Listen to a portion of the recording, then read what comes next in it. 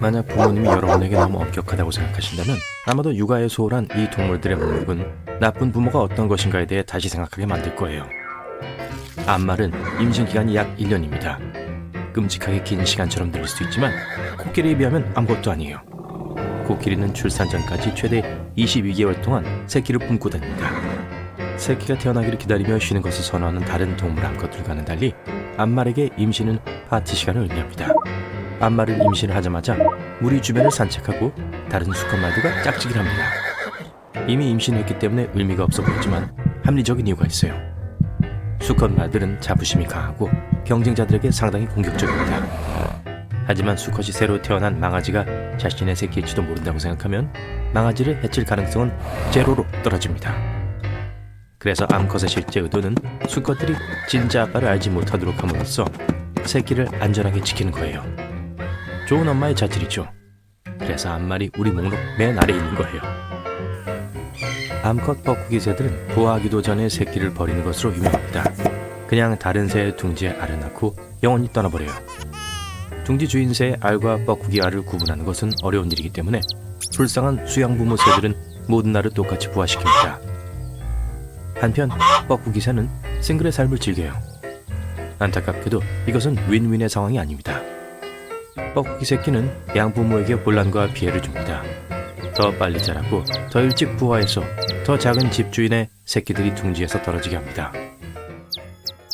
참새는 정말 귀여워요. 하지만 이 천진난만한 얼굴에 속지 마세요. 암컷 집참새는 선량하고 자상한 엄마이지만 신데렐라 새엄마에 못지않게 무서울 수도 있어요. 참새는 보통 일부 일처제입니다. 하지만 때때로 한눈을 파는 수컷 참새들이 있어요. 그런 일이 생기면 암컷 참새는 자신의 남편의 다른 여자를 알아내서 그 둥지를 파괴하기도 합니다. 왜일까요? 수컷 참새가 자신의 새끼들을 돌볼 시간이 충분하도록 하기 위해서예요. 베이비시터에 대해 들어본 적이 없나봐요. 하프 바다표범은 처음 2주 동안은 새끼들에게 헌신합니다. 그래서 동물계에서 최악의 엄마라고 부를 순 없어요. 이 짧은 기간 동안 새끼를 가까이 두고 24시간 내내 돌보고 먹이를 줍니다. 하지만 그 후 어미 바다표범은 작별 인사를 하고 새끼를 얼음 위에 홀로 남겨둡니다. 바다표범 새끼들은 수영이나 사냥 또는 자신을 보호하는 방법을 모르기 때문에 매우 취약해요. 모든 기술을 배우기 위해서는 최소 2개월이 되어야 합니다. 그래서 이 시간을 그저 기다리며 살이 빠지고 포식자들에게 잡아먹히지 않으려고 노력해요. 모든 새끼의 바다표범의 3분의 1만이 실제로 첫 해를 살아남는 것은 놀라운 일이 아니죠. 햄스터는 순하고 껴안아주고 쉽게 귀여워요. 그렇죠. 하지만 아무도 알려주지 않는다면 주인에게 충격을 줄 수 있는 한 가지 어두운 비밀을 가지고 있습니다. 어떤 경우에 햄스터 암컷들이 자신의 새끼를 저녁 식사로 운동할 수 있어요. 아무도 그 이유를 정확히 알지 못하지만 과학자들은 몇 가지 이론이 있습니다. 어떤 사람들은 햄스터가 출산 후에 영양분을 보충하려고 하는 거라고 주장해요. 다른 사람들은 어미 햄스터들이 너무 많은 새끼들 때문에 스트레스를 받고 위협을 느낄 수 있다고 주장하기 때문에 이런 행동은 어떤 면에서 자기 보호 메커니즘입니다. 이런 슬픈 결말을 피하기 위해 전문가들은 어미 햄스터를 스트레스로부터 멀리하고 필요한 모든 영양분을 제공하라고 권합니다. 모 아니면 도는 아마도 흑곰의 좌우명일 거예요. 흑곰은 보통 한 번에 2-3마리의 새끼를 낳습니다. 하지만 어떤 이유로 한 마리만 낳게 될 경우 엄마 곰은 다음 해에 더 많은 새끼를 낳기를 바라며 아기 곰을 버릴 가능성이 높습니다. 왜일까요? 아마도 새끼를 한 마리만 키우는 것은 노력할 가치가 없기 때문일 거예요. 흑곰은 형제자매가 있을 때 생존 가능성이 높아지지만 판다는 그 정반대입니다. 인정하기 어렵지만 이 귀여운 털복숭이 친구들은 상당히 소홀한 부모들이에요. 판다 어미는 보통 쌍둥이를 낳지만 그중 한 마리만 돌보는 것을 선호합니다. 더 힘센 새끼만 먹이고 키울 거예요. 한편 가장 약한 새끼는 방치되고 알아서 살아남을 수밖에 없습니다. 이런 잔인함은 매우 실용적인 이유 때문이에요. 판다는 대나무를 먹지만 2마리의 새끼를 위해 모유를 만들 만큼 영양분이 충분하지 않습니다. 동물원에 사는 판다들도 똑같은 새끼를 버립니다. 하지만 다행히도 사육사들이 모든 아기 곰들에게 똑같이 우유를 제공해요. 원숭이는 보통 자상하고 책임감 있는 부모라는 평판을 가지고 있지만 이 작은 콧수염이 있는 귀여운 동물들은 좀 달라요. 약 5개월의 임신 기간 후에 어미 타마리는 보통 쌍둥이를 낳습니다. 만일 새끼가 실수로 나무에서 떨어진다면 어미는 새끼의 울음소리를 무시할 용기가 있어요. 일부는 알 수 없는 이유로 자발적으로 새끼를 나무에서 던질 수 있습니다. 이 작은 머릿속에서 무슨 생각을 하는지 누가 알겠어요? 하지만 이 타마린 원숭이가 모두 그렇게 비정한 것은 아닙니다. 만약 어미 타마린이 강력한 음식 공급자와 보호자들로 구성된 광범위한 사회 집단에 속해 있다면 새끼들을 잘 돌볼 가능성이 높아요. 하지만 아무도 보거나 도와주지 않을 때 어미는 노력을 중단하기도 합니다. 아마 새끼들이 생존할 가능성이 높지 않기 때문일 거예요. 비록 코수염 달린 타마린 원숭이가 훌륭한 애완동물이 될 수 있을 것처럼 보이지만 전문가들은 이 원숭이는 다른 어떤 애완동물보다 더 많은 매일의 헌신과 노력이 필요하다고 주장합니다. 적어도 주인을 나무에서 던지진 못할 거예요. 토끼라고 하면 보통 따뜻한 보온과 부드러움을 연상하죠. 하지만 실제로 토끼는 새끼에 대해 그다지 온화하지 않습니다. 어미 토끼는 새끼들을 낳자마자 굴을 떠나요. 그리고 이 귀여운 아기 토끼들은 스스로 삶의 도전에 직면하는 법을 배워야 합니다. 새끼는 하루에 몇 분 동안 먹이를 먹을 때만 어미와 상호작용해요. 과학자들은 암컷 토끼가 포식자들을 혼란스럽게 하고 멀리하기 위해 새끼들을 두고 가는 거라고 주장합니다. 물론 이 방법이 100% 효과가 있는 건 아니에요. 어미 토끼들이 새끼들을 위한 안전한 은시처를 만들기 위해 많은 노력을 기울이지 않거든요. 보통 열린 공간에 굴을 짓습니다. 그럼 아빠 토끼는 어디서 뭘 하냐고요? 새끼를 키우는 동안엔 수컷 토끼로부터 어미를 분리하는 것이 좋습니다. 말과는 달리 수컷 토끼는 어린 토끼를 해치지는 않을 거예요. 하지만 어미 토끼를 다시 임신시킬 수 있어요. 출산 당일에도요. 파충류는 따뜻하고 자상한 동물로 여겨지지 않습니다. 그리고 삶에 대한 실제적인 접근 방법은 양육 방식으로도 이어집니다. 하지만 긴 고리 도마뱀 부치는 매우 높은 개인 경계 보호 수준을 갖고 있어요. 어미 도마뱀은 너무 많은 포식자들이 집 주변에 모이면 자신의 알을 먹어버릴 거예요. 위험을 물리치려고 어떤 노력도 하지 않을 거예요. 만약 내가 가질 수 없다면 어느 누구도 가질 수 없다 라는 철학을 가진 것 같아요. 위협이 사라진 후 그냥 삶을 계속하면서 새로운 알을 낳습니다. 암컷 독수리는 일주일 안에 2-3개의 알을 낳습니다. 약 한 달 후에 새끼 독수리들이 마침내 나타납니다. 하지만 문제는 이제 시작일 뿐이에요. 엄밀히 말하면 모든 알은 나이가 조금씩 다르기 때문에 동시에 부화하지 않아요. 그리고 형제 간의 경쟁에 있어서 검은 독수리들은 어린 독수리에게 매우 공격적일 수 있습니다. 나이가 더 많은 새끼 독수리는 보통 삶을 시작할 기회를 갖기도 전에 더 어린 독수리를 쪼기 시작해요. 아마도 음식과 공간에 대한 경쟁을 줄이기 위해서겠죠. 하지만 독수리 엄마는 새끼들을 떼어놓으려고 애쓰지 않을 거예요. 비록 싸움이 심각한 부상으로 이어지더라도 어미 독수리는 승자를 꾸짖거나 패자를 구해주지도 않습니다. 분명히 이런 무관심한 태도는 새끼들을 어른 독수리의 가혹한 삶에 대비하기 위한 것일 거예요. 결국 독수리는 맹금류이니까요.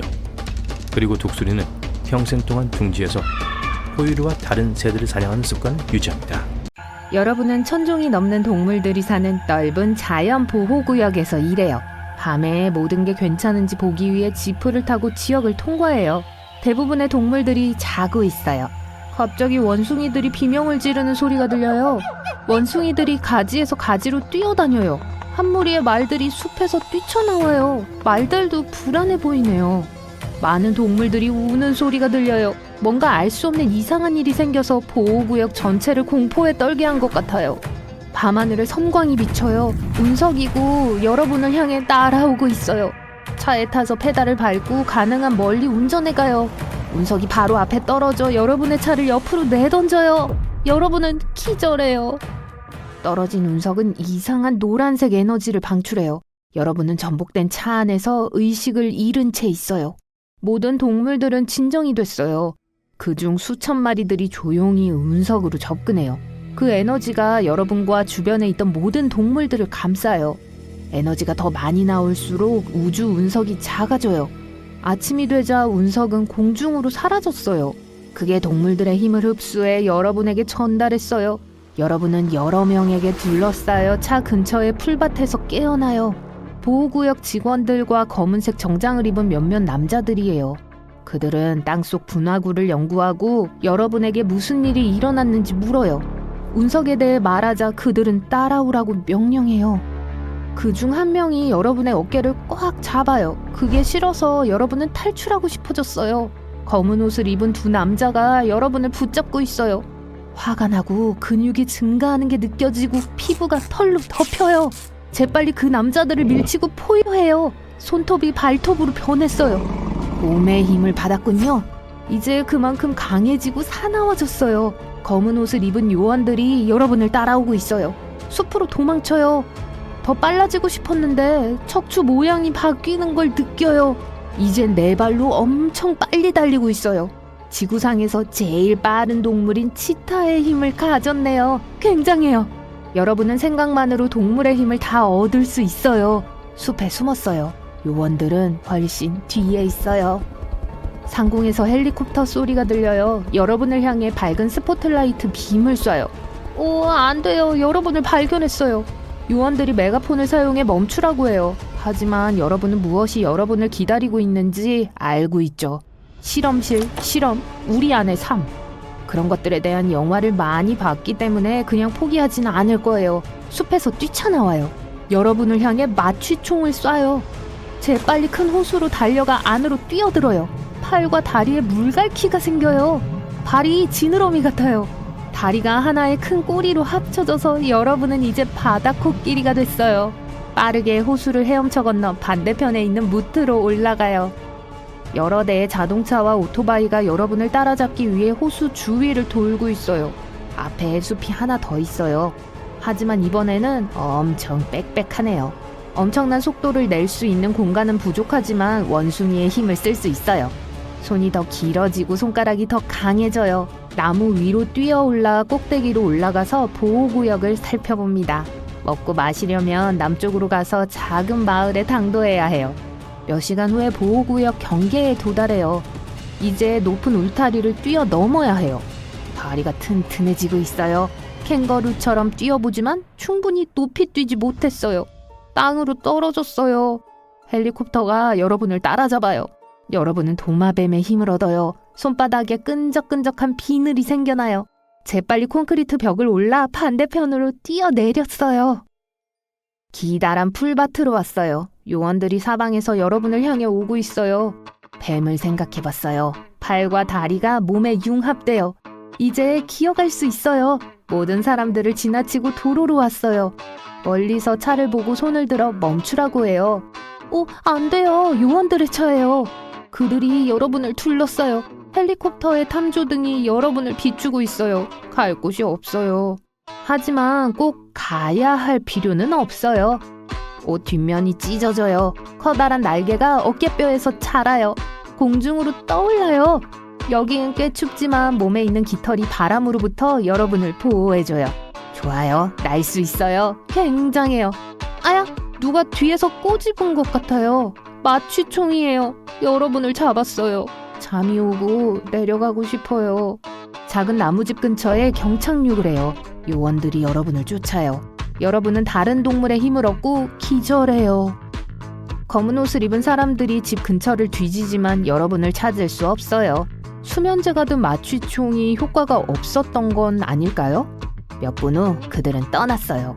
그러는 동안 여러분은 집의 벽에 기대어 평화롭게 자고 있어요. 마지막 순간에 여러분은 카멜레온의 힘을 얻었어요.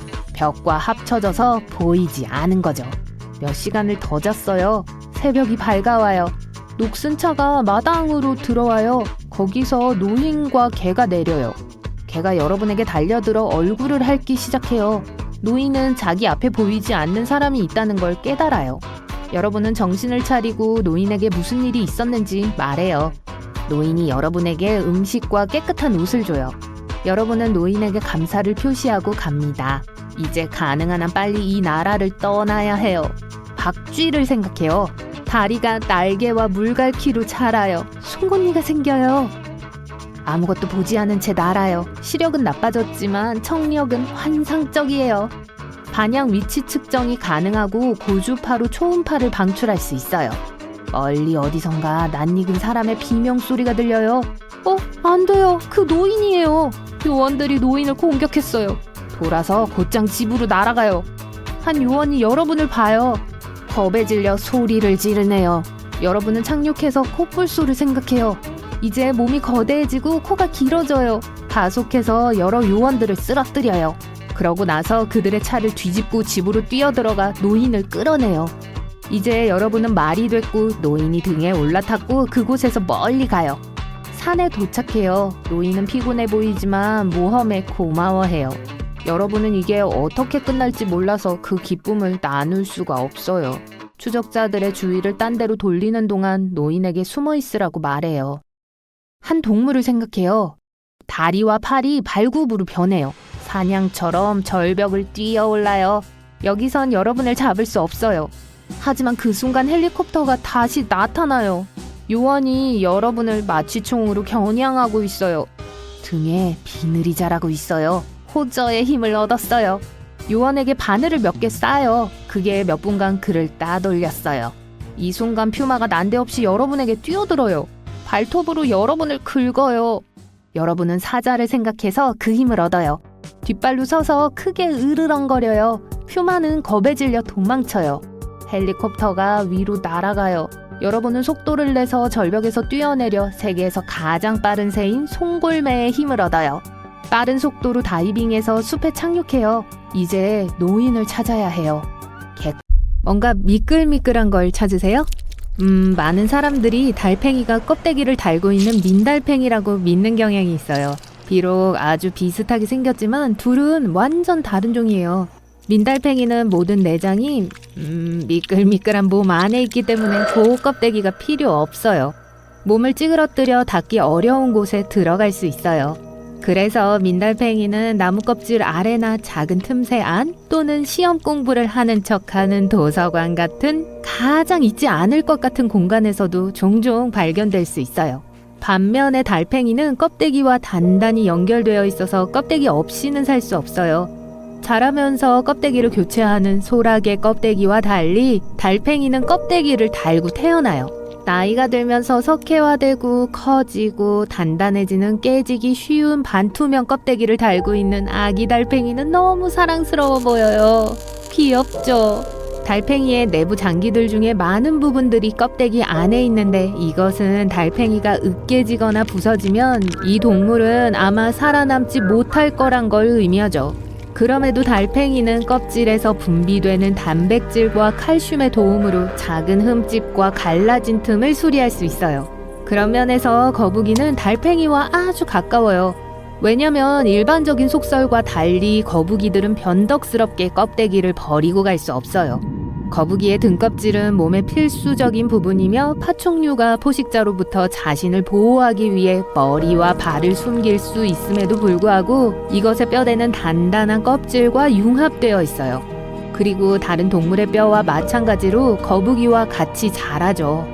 코알라는 오직 유칼립투스 잎만 먹지만 거기엔 600가지가 넘는 종류가 있어요. 그리고 코알라는 그중 30종만을 먹죠. 또는 메뉴판에 있는 5%만 먹을 수 있는 거예요. 그래서 까다로운 코알라를 위한 좋은 식사가 되기 위해선 아주 특별한 유칼립투스 나무여야 해요. 이 귀여운 생물들은 또한 집고양이와 공통점이 있는데 하루에 18시간에서 20시간 잠을 잔다는 거예요. 북극곰은 전혀 하얗지 않아요. 털 밑에 피부는 까매요. 이들은 사냥하는 동안 자신을 위장하기 위해서 흰색이 필요해요. 검은색은 다른 어느 색보다 햇빛을 제일 잘 흡수하는 반면 흰색 털은 햇빛을 막지 않아요. 광선이 바로 통과하죠. 어떤 의미에서 북극곰은 투명한 털을 가졌어요. 개와 고양이는 세상을 흑백으로 본다는 속설이 있죠. 사실 몇몇 색을 구별하지 못해요. 개가 얼마나 정확하게 보는지는 아무도 몰라요. 어떤 사람들은 2가지 색만 구별한다고 생각해요. 그게 파란색과 노란색일 수도 있어요. 우리가 아는 한 말이죠.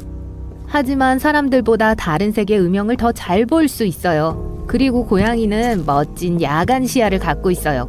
어둠 속에서 보는데 인간보다 약 7배 적은 빛만 있으면 돼요. 기린은 소리를 안 낸다고 여겨졌죠? 하지만 최근에 밤에 서로 의사소통을 하기 위해 저주파 소리를 내는 걸로 밝혀졌어요. 낮 동안 그들은 아무 말도 하지 않고 아주 특이한 방식으로 서로에게 위험을 경고해요. 잘 발달된 눈썹을 움직이면서 말이죠. 뉴뉴! 밤이 되면 눈썹이 잘 안 보이기 때문에 진짜 말하기를 시작한 것 같아요. 기린에 대해 얘기해서 말인데 이 동물들은 하루에 30분 이상 잠을 자요. 하지만 아마 여러분만큼 많이 자지 않을 거예요. 이들의 수면 패턴은 꽤 전형적이에요. 연구원들이 한 무리의 기린을 관찰한 후 밤에 자고 오후에 짧은 낮잠을 잔다는 걸 알아냈어요. 전체적으로 각각의 기린들은 매일 약 5시간의 수면을 취했어요. 그런데 이 녀석들의 무리는 사실 기린들의 탑으로 알려져 있어요. 목이 기니까 말은 되네요. 갈매기는 소금물을 마실 수 있어요. 눈 근처에 염분을 배출하는 분비샘이 있어요. 이 분비샘이 바닷물을 아주 빠르게 정화해요. 그리고 콧구멍으로 짠 잔여물들이 나와요. 네, 여러분도 알겠죠? 짭짤한 콧물이에요. 아델리 펭귄은 진짜 낭만적이에요. 평생 단 하나의 짝이 있죠. 수컷은 가정을 이루기 위해 암컷에게 매끄러운 돌을 줘야 해요. 일종의 약혼 반지라고 할 수 있겠네요. 하지만 인간들처럼 암컷 펭귄도 거절하고 선물을 받지 않을 수도 있어요. 동물 사랑 이야기가 나와서 말인데 여우도 로맨틱해요. 수컷 여우는 좋은 아빠이자 남편이에요. 평생을 사랑하는 사람에게 헌신하죠. 암컷을 돌보고 털에서 벼룩을 골라내주기도 해요. 수컷 여우는 여우 구멍을 개선하고 아기 양육에 적극적으로 참여해요. 돌고래는 한쪽 눈을 감고 다른 한쪽 눈을 뜨고 잘 수 있어요. 뇌의 절반은 꿈을 꾸고 휴식을 취하며 나머지 절반은 위험의 징후들이 주변에 있는지 면밀히 관찰하죠. 지루한 수업이나 회의 시간을 잠자기에 가장 완벽한 두뇌예요. 전 그런 말 한 적 없어요. 게다가 돌고래들은 수동으로 호흡을 조절해요. 뇌 전체가 잠들면 물에 빠져 죽을 수 있어요. 해달은 모든 동물들 중 가장 귀여운 잠꾸러기예요. 여름에는 더위 때문에 해달은 늘 물속에서 보내요. 등을 대고 헤엄치면서 그 자세로 잠을 자죠. 아기들은 엄마 배에 엎드려 자요. 그리고 두 어른 해달은 물살에 서로 떨어지지 않게 서로의 손을 잡죠. 타조는 위협을 받을 때 모래에 머리를 박지 않아요. 사실 머리를 전혀 파묻지 않죠. 이 오해는 유명한 영어 관용구인 땅속에 머리 박고 현실을 회피하다에서 유래됐어요. 실제로 타조는 날지 못하는 새이기 때문에 알을 위해 모래에 구멍을 파야 해요. 알을 고르게 데우기 위해 머리를 거기에 넣고 종종 알을 돌리죠. 하지만 타조에겐 여전히 탈출하고자 하는 사고방식이 있어요. 위협을 직면했을 때 모래사장에 털썩 주저앉아 완벽하게 죽은 척 할 수 있어요. 일반적인 오해에 따르면 상어는 움직이는 동안에만 숨을 쉴 수 있다고 해요. 왜냐하면 헤엄을 치면 아가미로 물을 밀어내는데 도움이 되니까요. 비록 많은 종류의 상어가 이런 방식으로 살지만 다른 많은 종류들, 즉 바다에 사는 수염 상어와 같은 종은 아가미 위로 산소가 풍부한 물을 퍼올리기 위해 수영할 필요가 없어요. 한편 모든 상어들은 부레가 없어요. 따라서 만약 헤엄치는 걸 멈추면 바닥으로 가라앉을 거예요. 하지만 다행히도 상어의 몸은 압축될 수 없어요. 그래서 상어에겐 빠르게 오르내리는 게 안전하죠. 일본 과학자들은 고양이들이 진짜로 무시한다는 걸 증명하기 위해 고양이를 위한 오디오 녹음을 틀었어요. 그 녹음에는 고양이 주인들이 고양이의 이름을 불렀어요. 고양이의 동공이 확장되고 동물들이 꼬리, 다리, 귀를 움직였어요. 고양이가 사람 소리를 들었지만 거의 반응하지 않았어요. 이 모든 건 진화예요. 고양이들은 곡식을 먹는 쥐들에게 끌려 사람들에게 다가왔어요. 사람들 가까이 살았지만 결코 길들여지지 않았죠. 그럼에도 우린 고양이에게 먹이를 주고 있어요. 새들은 사실 유일하게 살아남은 공룡이에요. 이들은 두 다리 달린 공룡인 수각류에서 진화했어요. 네, 티라노는 닭, 타조, 그리고 심지어 벌새의 먼 친척이에요. 사실 홍학은 흰색이에요. 이 새는 베타카로틴 때문에 분홍색으로 변해요. 이 색조는 홍학이 먹는 조류와 새우에서 발견돼요. 여러분도 피부색을 바꿀 수 있어요. 당근을 많이 먹으면 피부가 약간 주황색으로 변할 거예요. 이것은 야채의 높은 베타카로틴 함량 때문에 일어나요. 전 세계의 선원들이 항해 중에 만난 거대한 오징어에 대해 이야기한 바 있죠? 오랫동안 과학자들은 긴 촉수를 가진 괴물들을 신화 속 존재라고 여겼어요. 하지만 2004년 대왕 오징어의 첫 번째 사진이 찍혔어요. 실제로 존재해요. 과학자들은 13m까지 자란 동물을 기록했어요. 모기는 실제로 특정 사람들을 더 잘 물어요. 가장 맛있는 사람은 O형이에요. 또 이 곤충들은 시력이 정말 좋아요. 초록, 검정, 그리고 빨간색에 끌리니까 캠핑 가기 전에 옷 색상을 확인하세요. 실제로 상어를 15분 동안 무아지경에 빠뜨릴 수 있어요. 이렇게 하기 위해서 위험한 동물의 코를 손으로 쓰다듬어야 해요. 이런 종류의 최면은 상어의 코에 있는 수용체들 덕분에 일어나는 긴장성 부동화라고 해요. 쓰다듬을 때 이 수용체들은 많은 신호를 보내며 상어의 뇌는 그 모든 걸 처리하지 못해요. 여기에 적혀 있지 않은 건 상어의 코를 문지르기 위해 정확히 어떻게 충분히 가까이 다가갈 수 있는가죠. 전 그게 중요한 정보라고 생각되는데 그렇지 않나요? 코끼리는 쥐 그 자체를 무서워하진 않아요. 하지만 이 거대한 동물들은 시력이 나빠요. 또 꽤 느리게 움직이죠. 그래서 새나 작은 생물인 쥐 같은 것들이 코끼리 주변을 쏜살같이 지나가면 깜짝 놀랄 수 있는 거예요. 놀라움의 요소일 뿐이지 그 이상은 아니에요. 카멜레온은 색을 바꿀 수 있어요. 하지만 이 생물은 위장하려고 그러진 않아요. 색은 체온을 조절하고 동료들과 소통하는 걸 도와요. 대부분의 개들이 숨을 헐떡일 때 혀가 입 밖으로 나와요. 그래서 많은 사람들이 개는 그렇게 땀을 흘리는 줄 알죠. 사실 개의 땀샘은 발바닥에 있어요. 게다가 몸 전체에 다른 땀샘들이 있어요. 개는 비강, 혀, 그리고 폐 안쪽에서 수분을 증발시키기 위해 숨을 헐떡여요. 이게 개를 식혀주는데 도움을 줘요. 말벌은 그냥 놔둘 수도 있지만 말벌이 여러분에게도 그렇게 할 거라고 확신하진 마세요. 벌은 인간의 경계를 존중하므로 여러분이 그들을 방해하지 않는 한 여러분을 해치지 않을 거예요. 하지만 말벌은 성질이 아주 나빠서 여러분이 둥지 근처를 걷기만 해도 쏠 수 있어요. 말벌 너무하네요. 얼룩무늬 물범은 정말 귀엽죠? 그렇게 사랑스러운 눈을 가진 동물이 여러분을 해칠 거라고 생각하지 않을 거예요. 특히 TV에서 항상 인간과 장난치는 장난꾸러기 동물로 묘사되었기 때문이죠. 하지만 얼룩무늬 물범은 최상위 포식자이기 때문에 너무 믿어서는 안 됩니다. 어쨌든 비슷한 검은 반점이 있는 털을 가진 큰 고양이과 동물 표범과 비슷하니까요. 이것은 이 동물이 먹이사슬의 맨 꼭대기에 있고 대적할 만한 동물들이 거의 없다는 뜻입니다. 그렇게 흔하지는 않지만 얼룩무늬 물범이 인간을 공격한 것으로 알려진 사례들이 있어요. 일반적으로 다른 바다 표범보다 더 공격적입니다. 그리고 다른 동물들과 사이좋게 지내는 동물이 아니에요. 일반적으로 혼자 시간을 보내는 걸 선호해요. 입꼬리가 위로 말려 있어서 항상 웃는 것처럼 보입니다. 혼자 사는 동물이기 때문에 짝을 찾는 것이 더 힘들고 그래서 짝을 끌기 위해 목소리를 높여요. 때때로 물속에서 노래를 하기도 하죠. 딩고를 보면 길 잃은 개라고 생각할지도 모릅니다. 하지만 조심하세요. 딩고는 개보다 늑대와 더 가까운 친척입니다. 호주에서 가장 큰 육지 포식자이고 최상위 포식자예요. 딩고는 무리를 지어 먹이를 뒤쫓습니다. 함께 힘을 합쳐서 붉은 캥거루와 같은 더 큰 동물과 대적하기도 해요. 보통 인간을 피하지만 여럿이 무리지어 있을 때는 피하는 것이 좋습니다.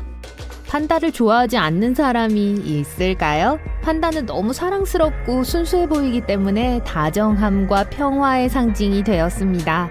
또한 대부분의 시간을 쉬면서 대나무를 먹으며 보내기 때문에 매우 게을러요. 평화롭게 들리지만 건드리지 않는 게 좋을 거예요. 만약 우연히 판다의 영역을 넘거나 판다가 위협을 느낀다면 여러분을 다치게 할 수 있습니다. 판다는 강한 턱과 발톱을 가지고 있고 대부분의 경우 인간보다 훨씬 더 강해요. 인간을 거의 공격하지 않지만 판다는 평화롭게 지내도록 가만히 두는 것이 더 안전한 동물이라는 걸 알아두세요. 늘보로리스. 이 동물은 너무 느려서 위험한 무언가가 다가오고 있을 때조차도 움직임을 멈춥니다. 그리고 커다란 눈과 작은 코에 속지 마세요. 사랑스러워 보이지만 물리면 독이 있어서 난처한 상황에 처할 수 있어요. 과학자들은 늘보로리스가 코브라를 흉내내는 경향이 있다고 말합니다. 늘보로리스는 동물의 왕국에서 몇 안 되는 독이 있는 포유류 중 하나예요. 그리고 대부분의 다른 동물들처럼 입안에서 독을 분비하지 않습니다. 비밀은 팔에 있는 땀샘에 있어요. 그 사실로 볼 때 귀여운 곰인형보다는 작은 괴물에 더 가까워요. 코알라도 마찬가지예요. 매우 침착해 보이지만 만약 여러분을 위협이라고 생각하면 공격할 거예요. 일반적으로 위험한 동물이라는 건 아니에요. 코알라는 하루에 22시간씩 잠을 자기 때문에 대부분의 시간을 유칼립투스 나무 위에서 보냅니다. 만약 야생에서 코알라를 만난다면 코알라는 여러분을 피하기 위해서 더 높이 올라갈 거예요. 하지만 위협을 느낀다면 이빨과 발톱을 방어 수단으로 사용할 겁니다. 백조는 섬세하고 우아해 보일 뿐만 아니라 로맨틱해 보입니다. 많은 사람들은 백조를 진정한 사랑과 연관짓지만 사랑은 상처를 줄 수도 있어요. 백조는 여러분을 정말로 해칠 수 있어요. 여러분이 잠재적인 위험이라고 판단되면 백조는 자신과 새끼들을 보호하기 위해 무슨 짓이든 할 거예요. 우선 고양이처럼 슉슉거리는 소리를 내기 시작하면서 거대한 날개를 퍼덕일 겁니다. 이 시점에서 달아나는 게 좋아요. 백조는 강한 부리로 당기고 물고 강력한 날개로 때릴 수 있어요. 오리너구리는 신화 속의 생물과 여러 동물들의 조합처럼 보입니다. 물갈퀴가 있는 발과 주둥이를 보세요. 분명히 오리 같죠? 수달의 털과 비버처럼 납작한 꼬리를 가지고 있습니다. 물갈퀴가 달린 앞발을 이용해 물속에서 수영하는 모습을 보면 매우 우아해 보입니다. 하지만 땅 위를 걷는 모습은 그렇게 우아하지 않아요. 더 잘 걷기 위해서 발톱이 삐져나오는 걸 볼 수 있어요. 또한 수컷은 독이 있습니다. 뒷 발꿈치에 날카로운 침이 있어요. 그리고 방어를 위해 사용할 거예요. 독침 개구리. 두꺼비가 이 놀랍도록 아름답고 작은 개구리보다 훨씬 더 위험해 보여요. 사실 두꺼비는 그렇게 잘생기지 않았지만 독침 개구리처럼 여러분을 해치지 않을 겁니다. 100종이 넘는 독침 개구리종이 있고 모두 다른 수준의 독성을 가지고 있어요. 황금빛 독침 개구리는 만지기만 해도 10명의 사람을 쓰러뜨릴 수 있는 가장 위험한 존재입니다. 해지호그는 대부분의 사람들이 특별하게 생각하는 동물이에요. 이 귀여운 동물이 몸을 작은 공처럼 둥글게 말고 천진난만하게 달리는 것을 보세요. 하지만 여전히 위험으로부터 자신을 방어할 필요가 있다고 느낄 때 사용하는 가시가 돋친 동물입니다. 가시가 피부에 구멍을 낼 수도 있고 정말 아파요. 개미핥기. 따뜻하고 온화한 눈을 가진 개미핥기는 매우 무해해 보입니다. 스스로를 방어하고 우리를 다치게 할 이빨조차 없어요. 하지만 발톱을 가지고 있습니다. 대부분 먹이를 얻기 위해 발톱을 사용하지만 여러분이 그들을 해칠 수 있다고 생각하면 주저하지 않을 거예요. 또한 개미핥기가 혀가 가시로 덮여 있다는 거 알고 있었나요? 네, 혀는 먹이를 모으는 주요 도구예요. 그리고 혀는 60cm까지 자랄 수 있습니다. 길고 좁아서 개미핥기는 점심으로 흰개미와 개미를 찾기 위해 혀를 꽤 좁은 공간으로 쉽게 집어넣을 수 있어요. 올빼미는 그다지 사랑스럽지도 않지만 수줍고 영리해 보이고 게다가 사람에게 별로 관심이 없는 것 같다고 생각할 거예요. 하지만 정말로 올빼미를 화나게 하는 건 가까이 다가와서 둥지를 방해하는 거예요. 올빼미는 크고 날카로운 발톱을 가지고 있어서 귀찮게 하지 않는 게 좋습니다. 그리고 머리를 270도 회전시킬 수 있기 때문에 뒤에서 다가가면 여러분을 보지 못할 거라고 생각하지 마세요. 캥거루는 일반적으로 문제를 일으키는 동물은 아닙니다. 하지만 캥거루와 마주치면 자기를 방어하고 누가 더 강한지 보여주는 것을 두려워하지 않아요. 마치 다른 캥거루를 쫓듯이 인간을 쫓을 수 있어요. 캥거루 팔은 매우 강하고 심지어 앞발로 여러분을 붙잡을 수도 있습니다. 하지만 뒷다리로 걷어차면 훨씬 더 안 좋아요. 사슴은 목가적인 동화에 나오는 것처럼 보이지만 조심하세요. 수컷은 뿔이 있는데 너무 가까이 다가가고 잠재적인 위협으로 인식되면 위험해질 수 있습니다. 또한 사슴은 정원을 짓밟고 농작물을 먹어치우는 습관이 있어요. 사슴은 사람들이 뒷마당에 기르는 일부 가축들, 특히 개들에게 위험할 수 있습니다. 붉은 여우는 우리를 해칠 수 있을 것 같은 외모가 아니에요. 하지만 광견병 바이러스를 옮길 수 있기 때문에 교류하지 않는 것이 좋습니다. 보통 사람들을 피하지만 사람들과 작은 동물들에게 공격적일 수 있어요. 예측하기 어려운 동물이니까 조심하세요. 쉬, 뛰어요. 진짜로요. 밖은 안전하지 않아요. 검지 호랑이가 돌아다니고 있어요. 조심하는 게 좋을 거예요. 뭐 하세요? 빼꼼히 보지 마세요. 좋아요 살짝만 보세요. 이게 어떻게 가능하냐고요? 그건 당연히 여러분이 가상현실에 있기 때문이죠. 이 멋있지만 매우 위험해 보이는 근 고양이들은 지난 빙하기 동안엔 살아있었어요. 만약 이들이 갑자기 여러분 집 앞에 나타난다면요. 똑똑 검치 호랑이가 여러분이 쿠키를 사주길 기다리고 있어요. 이 거대하게 생긴 물고기는 실러캔스는 3억 년 이상 된 혈통 출신이죠. 1938년에 살아있는 실러캔스가 다시 발견되기 전까지 우린 이들이 멸종되었다고 생각했어요. 그 이래 이들은 아프리카의 동쪽 해안과 인도네시아의 술라웨시 해역을 배회하고 있었어요. 이런 수영하러 갔다가 이 친구 한 마리를 직접 만나고 싶진 않은데요. 턱에는 2개의 뇌관절이 있는데 그건 입이 엄청 많이 벌어진다는 뜻이에요. 이건 큰 먹이를 먹기 위해서죠. 저처럼요? 좋지 않네요. 그리고 엄청 커요. 여러분만큼 키가 크고 몸무게가 보통 사람만큼 나가는 물고기를 상상해보세요. 날지 못하는 새 타카해는 1898년에 사라졌다고 여겨졌어요. 아주 귀엽고 작고 색이 다양하죠. 보통 우리 무릎보다 크지 않아요. 하지만 이걸 상상해보세요. 머치슨 산에 하이킹하러 갔는데 주변을 둘러보다가 멸종된 줄 알았던 새를 발견해요. 근데 거기서 이들이 아주 행복하게 살아서 쉬고 있는 거예요. 멸종 선언된 지 불과 50년 만에 타카해의 전체 서식지가 발견되었어요. 잘했어, 작은 새들아. 노래하는 게 들어본 적 있나요? 라일드는 심심하거나 배고플 때 가끔 노래를 부르는데 이 녀석들은 진짜 공연꾼들이에요. 뉴기니 싱잉도 50년 만에 처음으로 야생에서 최근에 다시 발견됐어요. 그렇지만 처음부터 완전 멸종된 적은 없어요. 뉴기니 사람들이 개들이 안전하도록 지켰죠. 하지만 야생에선 아주 희귀해서 만나보기 힘들어요. 봐요, 저기 한 마리 있네요. 유명한 높은 음조의 노래 때문에 뉴기니 싱잉독이라고 불려요. 가끔 함께 노래 부르기도 하죠. 모두 함께 울부짖는 개 합창단 같은 거죠. 제가 샤워할 때 부르는 것보다 더 잘할걸요? 이 지역에서 멀지 않은 곳에 박쥐가 있지만 이 녀석들은 좀 달라요. 보면 귀가 거대해요.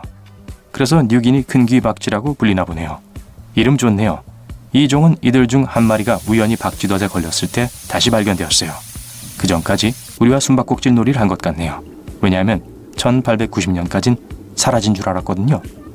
서식지 감소로 인해 여전히 위험한 상태에 놓여 있어요. 오랫동안 멸종된 줄 알았던 종의 화석을 발견했다고 상상해 봅시다. 하지만 2년 후 말했던 그 종의 살아있는 전체 그룹이 발견된 거예요. 자, 바로 이게 1977년 마요르칸 미드와이프 두꺼비에게 일어난 일이에요. 갈색의 피부 반점을 만들어내는 어두운 갈색을 띠고 있어요. 그것 말곤 그냥 눈이 부리부리한 작은 두꺼비예요. 살아있는 두꺼비 무리는 마요르카 섬에서 화석이 있는 곳 근처에서 발견되었어요. 남아있는 수는 별로 안 돼요. 사실 500마리 정도로 지금 현재 이들이 취약한 상태에 있다고 국제자연보전연맹이 선언했어요. 거북이 좋았어요? 이 거대한 아름다움을 보면 그렇게 될걸요? 페르난디아 섬 갈라파고스 거북이라고 해요. 1906년 이후론 보이지 않았다가 2019년 2월 17일 드디어 이 아름다운 생물들 중 하나를 볼 수 있었어요. 아마도 지금 몇몇 친구가 함께 있을 거예요. 하지만 또 자신을 드러내는 걸 허락하지 않네요. 우린 약간의 발자국과 냄새로 이들이 존재한다는 걸 알고 있을 뿐이에요.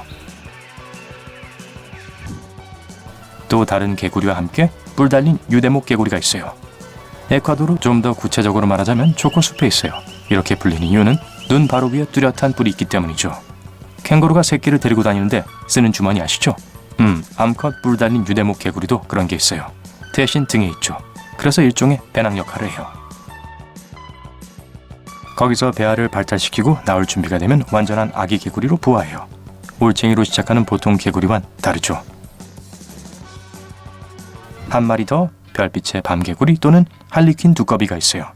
검고 온통 흰 반점으로 뒤덮여 있죠. 30년 동안이나 사라졌다가 지난 2019년에 발견됐어요. 이걸 엄청 큰 보디가드 또는 정확히는 수상경원이라고 생각해보세요. 오, 화면에 아주 큰 두꺼비가 있네요. 뭐 아루후아코 사람들에겐 두꺼비가 바로 그런 존재예요. 물의 수호자죠. 또 그들만이 부르는 이름도 있는데 구나라고 해요. 치즈 이름 같죠? 과학자들이 이들을 다시 발견했을 때 작은 생명체 30마리였는데 애초엔 한 마리만 기대했었어요. 정말 기분 좋은 소식이죠. 여기 호랑이가 있어요. 비록 전형적인 호랑이처럼 보이진 않지만요. 태즈메니아 호랑이라고 불리고 1936년 이후로 사라진 것처럼 보였는데 그러다 난데없이 5년 전인 2016년에 사람들이 이것을 야생에서 보기 시작했어요. 호랑이보다는 개나 여우를 더 많이 닮았어요. 주둥이를 잘 보세요. 아니면 둘 다 닮았나요? 그러다가 다른 몇 마리도 나타나기 시작했죠. 만약 눈앞에서 보고 있는 것 같은데 잘 모르겠다면 등에 줄무늬가 있는지 확인해 보세요. 분명 야생에 존재하지만 여전히 국제자연보전연맹엔 멸종으로 분리되어 있어요. 좋아요. 영화 장면에서 바로 나온 듯한 말을 상상해 보세요. 작고 아름다운 털에 아주 말을 잘 듣죠. 작지만 조랑말은 아니에요. 카스피안 말이에요. 이들에겐 흥미로운 뒷배경 이야기가 있어요. 이들은 1957년 귀족과 결혼한 루이스 레일린에 의해 발견되었어요. 이란 테헤란으로 이주한 후 그녀는 그곳에서 말들이 말을 잘 듣지 않는 게 마음에 들지 않아 직접 문제를 해결하기로 했죠. 그녀는 몇 사람을 데리고 카스피의 산으로 갔고 거기서 이 작고 아름다운 말 3마리를 발견하게 되었죠. 전해지는 얘긴 그래요. 다음은 뜻밖의 장소에서 발견된 주머니 쥐예요. 어딘지 맞춰보세요. 3가지 중에 고를 수 있어요. 스키 리조트에 숨었다, 호주 아웃백에 있다, 또는 누군가의 아파트 욕실에 있다. 무엇을 선택하겠어요? 3초 드릴게요. 정답은 스키 리조트예요. 네, 이 주머니쥐는 꼬마 주머니쥐라고 불리고 호주에서 왔어요. 지금까지 이 작은 주머니쥐는 세계의 다른 개체군이 서식하는데 1966년까진 멸종된 걸로 여겨졌어요. 개체수가 100마리도 안 돼서 국제자연보호연맹에선 심각한 멸종 위기에 처한 걸로 분류했어요. 또 호주에는 쇠올빼미 앵무새도 있어요. 조류 관찰자에게 엄청난 즐거움이죠.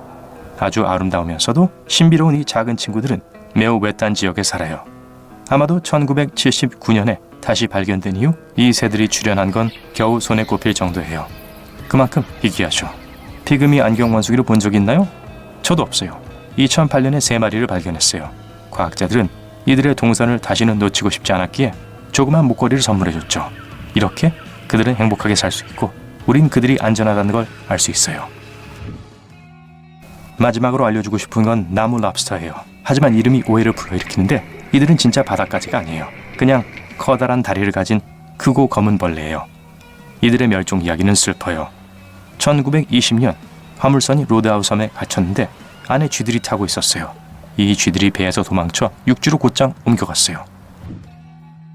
비록 나무 랍스터가 대부분의 곤충보단 크지만 쥐에 비하면 상대적으로 작았죠. 이 불쌍한 녀석은 전혀 가망이 없었어요. 그래도 2004년 이 독특한 생명체의 삶에 빛이 다시 비춰졌어요. 한 쌍의 호주 과학자가 그 섬에서 돌아다니다가 24마리나 발견했죠. 벌레 모두 하나의 관목 아래 살고 있었어요. 모두를 위한 공간이 충분하다면 작은 게 아니라 편안한 거죠. 요점은 멸종되는 것보단 특종이 되는 게 낫죠. 그렇지 않나요? 해파리와 산호, 하나는 식물처럼 생겼고 다른 하나는 물고기처럼 헤엄치지만 어쨌든 둘은 연관이 있습니다. 이 두 종은 쏘는 족수를 가진 동물로 같은 과 계급에 속합니다. 아야! 산호는 겉모습과는 달리 사실은 동물입니다. 식물은 먹이를 직접 만들지만 산호는 그렇지 않습니다. 산호는 작은 산호 생물인 수천 마리의 폴립으로 이루어져 있습니다. 폴립은 먹이를 잡아서 입으로 집어넣는 데 사용하는 촉수 같은 작은 발을 가지고 있습니다. 마치 아무것도 하지 않고 가만히 서 있는 해양고처럼 순진하고 해롭지 않아 보입니다. 아마 해파리도 그렇게 생각할 거예요. 큰 포식자로부터 몸을 숨기면서 산호 근처를 떠다니죠. 그러다가 덥석 전혀 예상하지 못했을 때 산호가 해파리를 낚아챕니다. 생물학자들은 산호가 얼마나 강한지에 놀랐습니다. 산호와는 달리 움직이는 더 큰 동물을 잡는 것은 훌륭한 팀워크의 결과입니다. 몇 마리의 폴립이 촉수로 해파리의 종을 잡고 다른 것들은 재빨리 해파리가 먹이를 먹을 때 사용하는 발을 공격합니다. 그러면 불쌍한 해파리는 도망갈 가능성이 없어요. 둘은 먼 사촌지간이기 때문에 과학자들은 산호가 해파리에 침에 든 독에 면역성이 있다고 믿고 있습니다. 전갈과 진드기, 진드기는 곤충처럼 보이지만 과학자들은 진드기가 전갈과 밀접한 관련이 있다는 걸 깨달았어요. 둘 다 액체 음식을 먹고 살 수 있고 먹이를 찾기 위해 사용하는 뛰어난 후각과 8개의 다리를 가지고 있습니다. 전갈은 혹독한 환경에서도 더 잘 살아남습니다. 먹이 없이도 1년을 살 수 있어요. 하지만 2주마다 한 번씩 먹이를 먹을 때 곤충이나 거미 같은 작은 동물뿐만 아니라 쥐와 도마뱀 같은 것도 먹습니다. 둘 다 4억 년 이상 존재해온 것 같아요. 그래요, 공룡이나 새가 나타나기 훨씬 전이죠. 과학자들은 그들이 물에서 육지로 이동한 최초의 동물 중 하나일 수도 있다고 생각합니다. 46cm 길이인 바다 전갈의 화석화된 발톱을 발견했는데 이것은 전갈 자체는 길이가 2.5m에 달했다는 것을 의미합니다. 사실 이 발톱을 발견한 후 과학자들은 거대한 개, 전갈, 그리고 거미가 우리가 생각하는 것보다 훨씬 더 컸다는 것을 알게 됐습니다. 미어캣과 사양고양이, 둘 다 고양이처럼 보이지만 두 마리 모두 고양이와는 별로 관련이 없습니다. 하지만 둘 다 길고 민첩한 몸을 가지고 있고 족제비와 몽구스의 먼 사촌뻘입니다. 두 동물 모두 지하에서 새끼들을 기르지만 미어캣은 팀워크를 좋아합니다. 미어캣은 새끼들을 돌보고 기르는 것을 포함한 대부분의 일을 함께합니다. 사양 고양이는 단체 모임을 좋아하지 않는 내향적인 성격에 가깝습니다. 태어날 때 완전히 털이 나 있고 움직일 수 있고 기본적으로 세상을 위해 준비된 모습입니다. 미어캣들은 어렸을 때 감각이 없어서 성숙하는 데 조금 더 많은 시간이 필요합니다. 다 자란 미어캣은 상당히 강합니다. 뱀의 독에서 살아날 만큼 튼튼하고 전갈을 잡는 고유한 방법, 뛰어난 시력을 가지고 있고 물 없이도 생존할 수 있습니다. 미어캣은 먹이를 통해서만 물을 얻습니다. 사양고양이는 야행성이고 미어캣은 밤에는 자고 낮에 활동합니다. 인간과 캥거루, 우리는 약 1억 5천만 년 전에 갈라졌지만 여전히 공통의 혈통을 가지고 있습니다. 과학자들이 몇 년 전에 발견했듯이 거의 동일한 게놈을 가지고 있어요. 이건 우리가 과거에 어떤 모습이었는지에 대해 더 많은 대답을 줄지도 모릅니다. 잘 됐네요. 전 그때 없었으니까요. 오른손이 대부분의 인간에게 지배적인 반면 어떤 사람들은 왼손잡이입니다. 캥거루도 마찬가지입니다. 캥거루가 두 다리로 걷기 시작한 후 다른 일을 할 수 있는 두 개의 자유로운 손이 생겼습니다. 그래서 한쪽이 자연스럽게 지배적이 되었어요. 꼬리의 경우 대부분의 포유동물들과 마찬가지로 균형을 위한 것입니다. 특히 달리기를 할 때요. 인간의 진화적인 가계도에서 꼬리는 사라집니다. 고릴라, 침팬지 또는 우리를 포함한 다른 유인원들은 꼬리를 가지고 있지 않습니다. 다리가 4개인 동물은 걸을 때마다 많은 에너지가 필요한데 반면에 우리는 중력 때문에 두 다리로 더 쉽게 걸을 수 있습니다. 우리가 한 발자국씩 내딜 때마다 중력이 우리를 앞으로 끌어당깁니다. 그렇게 우린 4발로 걷는 것보다 25% 더 적은 에너지를 사용합니다. 이제 균형을 잡기 위해 꼬리가 필요 없어요. 개미와 벌, 잠깐만요. 개미 벌이 아니에요? 혼동하지 마세요. 만일 가족 모임이 있다면 벌은 말벌을 초대하지 않을 거예요. 과학자들은 개미가 말벌과 더 가까운 친척이라고 생각하곤 했습니다. 알고 보니 개미는 땅 파는 말벌과 같은 몇몇 종과만 관련이 있고 벌과 더 가까운 친척인 것으로 밝혀졌습니다. 개미와 벌 모두 다른 작은 눈으로 만들어진 특별한 눈과 더듬이를 가지고 있습니다. 개미와 벌 모두 사교적이고 큰 그룹을 이루며 살고 열심히 일하고 팀워크를 매우 중요시합니다. 둘 다 둥지를 짓고 먹이를 먹은 후 둥지로 돌아옵니다. 또한 둘 다 매우 사회적 책임을 가지고 있어요. 개미는 환경을 깨끗이 하고 나뭇잎, 남은 음식, 벌레의 잔해를 제거하고 해로운 곤충을 잡아먹고 터널을 파기 때문에 흙에 더 많은 공기가 접촉해서 식물이 더 잘 자랄 수 있도록 돕습니다. 벌은 꿀을 만들고 꽃을 수분하고 그 덕분에 자연이 다양한 모습을 갖게 됩니다. 새와 공룡, 새는 티렉스가 속한 수각류라는 육식 공룡 집단에서 유래했습니다. 수각류는 두 발로 걸어다니는 공룡을 가리킵니다. 고대 새들의 화석은 1억 5천만 년 되었습니다. 고대 새들은 깃털을 가진 작은 공룡처럼 생겼고 날카로운 이빨도 가지고 있었습니다. 하지만 많은 공룡들이 깃털을 가지고 있었는데 날 수 있는 공룡만 깃털을 가진 게 아니었죠. 티렉스 새끼들은 알에서 부화할 때 부드럽고 털이 보송보송한 공 모양으로 새와 비슷했습니다. 깃털은 공룡을 따뜻하게 하고 보호하는 데 유용했습니다. 벨로시랩터 또한 깃털로 덮여 있었고 관절이 있는 손목, 굽힐 수 있는 발목, 그리고 3개의 발가락을 가지고 있었습니다. 어떤 공룡들은 또한 속이 빈 뼈를 가지고 있었고 어떤 공룡들은 알을 따뜻하게 하기 위해 알을 품기도 했고 어떤 공룡들은 새처럼 팔 아래에 머리를 부든 채 잠을 잤습니다. 그리고 발톱도 비슷했어요. 고래와 소, 아주 오래전 약 5천만 년 전 남아시아의 강을 따라 걸어다니던 작은 동물이 있었습니다. 그것은 발굽과 가느다란 다리를 가지고 있었습니다. 그 생물은 육지에서 먹이를 먹고 살았지만 위험한 것이 오는 것을 감지할 때마다 안전을 위해 물속으로 뛰어들었습니다. 이 동물 인도히우스는 오늘날 우리가 고래와 돌고래로 알고 있는 동물의 가장 초기 친척이었습니다. 일단 이 특이한 생명체가 물속으로 들어간 후 그것이 어떻게 고래로 진화했는지 더 분명해졌습니다. 땅에 머물렀던 친척들은 다른 방향으로 진화했습니다. 오늘날 우리가 발굽 포유류로 알고 있는 소, 양, 돼지, 기린, 낙타, 사슴 그리고 하마까지도 포함됩니다. 투구개와 거미, 이 개는 다른 개와 비슷한 껍데기를 가지고 있고 대부분의 시간을 해저에서 기어다니며 보냅니다. 하지만 개라는 이름에도 불구하고 주위에 있는 다른 개들보다 거미와 더 관련이 있습니다. 두구개는 옆구리와 등에 10개의 눈이 있고 푸른 피를 가지고 있으며 신체 부위를 대체할 수 있습니다. 정말 편리하겠죠? 이 개는 거미처럼 관절이 있는 다리를 가진 분할된 몸을 가지고 있습니다.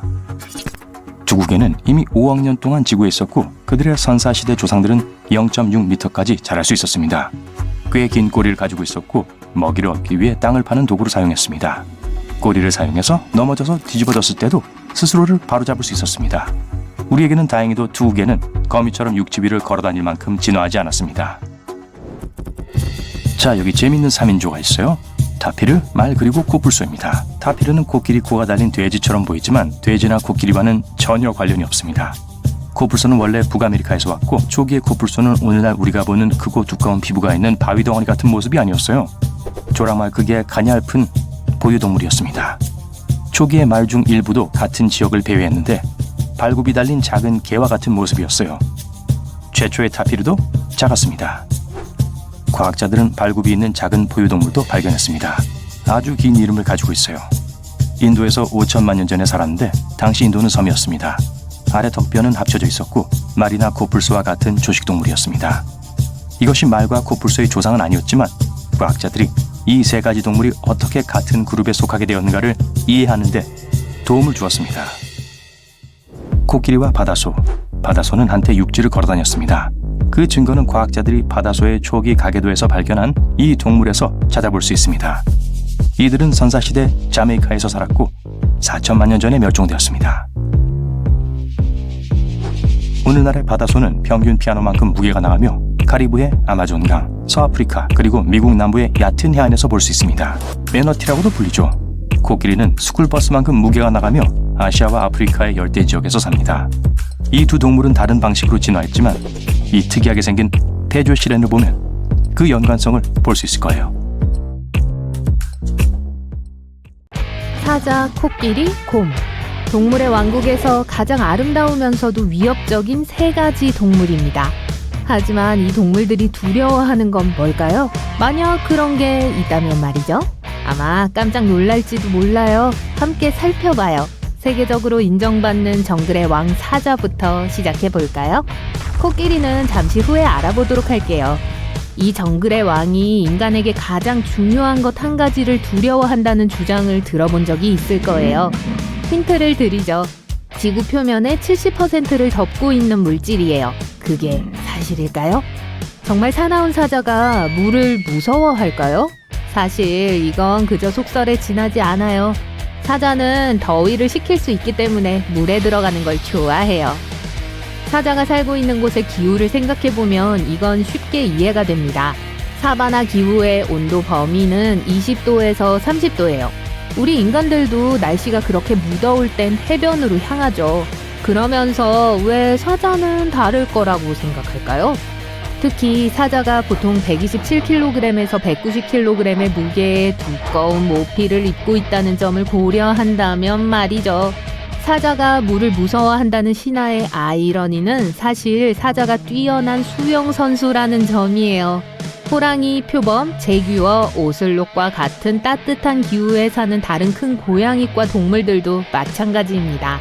무슨 일이 있어도 물을 피하려고 하는 건 추운 기후의 큰 고양이들입니다. 밥캣, 링크스, 눈표범과 같은 동물이죠. 눈표범은 고산 툰드라 생물군계 같은 추운 곳에 살아요. 바위가 많은 산악지대예요. 그곳의 온도는 평균 1도 정도까지 떨어집니다.